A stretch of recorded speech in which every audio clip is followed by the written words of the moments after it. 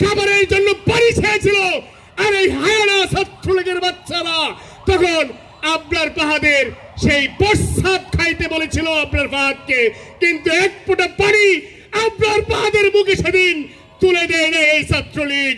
আজকে কোথায় সেই ছাত্রলীগ? আজকে দেশ থেকে সব পালিয়েছে, সব পালিয়েছে। এই 7 অক্টোবর রাত 2টা থেকে 3টার সময় আমাদের কাছে ফোন কল আসে। শিবির সন্দেহে একজন শিক্ষার্থীকে বুয়েটে রুমে আটকে রেখে পিটিয়ে হত্যা করা হয়েছে। আমি কি বলছি আবারও, শিবির সন্দেহে। আমরা তখন ছাত্র অধিকার পরিষদের নেতা কর্মীরা, ডাকসুর সাবেক বিবি জনাব নুরুল হক নূর, রাশেদ খান, ফারুক হাসান সহ নাজমুল হাসান, আরো যারা ছিলাম, আমি আজকে এখানে দাঁড়িয়ে বলছি আমরা সারা রাত ঘুমাতে পারি নাই।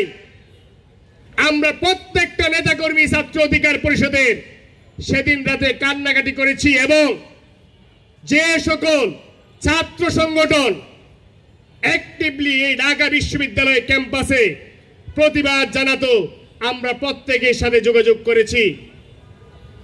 এই 7 অক্টোবর সকালবেলা যখন এই বুয়েট ক্যাম্পাসের প্রশাসন যখন সিসি ফুটেজ গায়েব করার পায়তারা করে, তখন কিন্তু বুয়েটের শিক্ষার্থীদেরকে আমরা পরামর্শ দেই যে প্রয়োজনে আরো জীবনের বিনিময় হলেও এই সিসি ফুটেজকে রক্ষা করতে হবে, নয়তো আবরার ফাহাদের হত্যাকারীদেরকে ধরা যাবে না।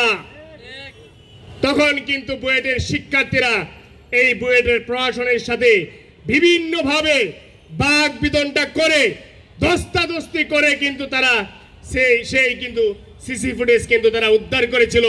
পরবর্তী সময়ে সেই সিসি ফুটেজে কিন্তু আমরা দেখেছিলাম যে আবরার ফাহাদকে কিভাবে নির্মমভাবে একজন শিক্ষার্থীকে, একজন বিশ্ববিদ্যালয়ের শিক্ষার্থীকে সারা রাত একটি রুমে আটকে রেখে পিটিয়ে তাকে হত্যা করা হয়েছিল।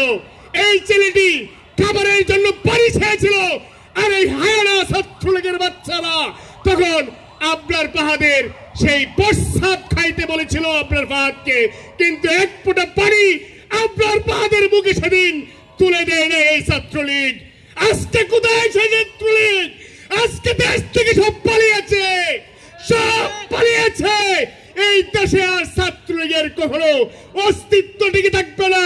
এরা এই বাংলার মাটিতে আর কখনো দাঁড়িয়ে রাজনীতি করতে পারবে না। এটি আমরা আবরার ফাহাদের রক্তের কসম কে বলছি, আবরার ফাহাদকে যারা হত্যা করেছিল তার সেই রক্তের প্রতিশোধ আমরা নিয়েছি।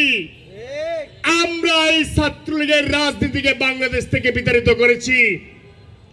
সংগ্রামী উপস্থিতি, সেই 7 অক্টোবর 2019 সালের পর মূলত ছাত্রলীগের পতন হয়ে গিয়েছিল। কেন পতন হয়ে গিয়েছিল?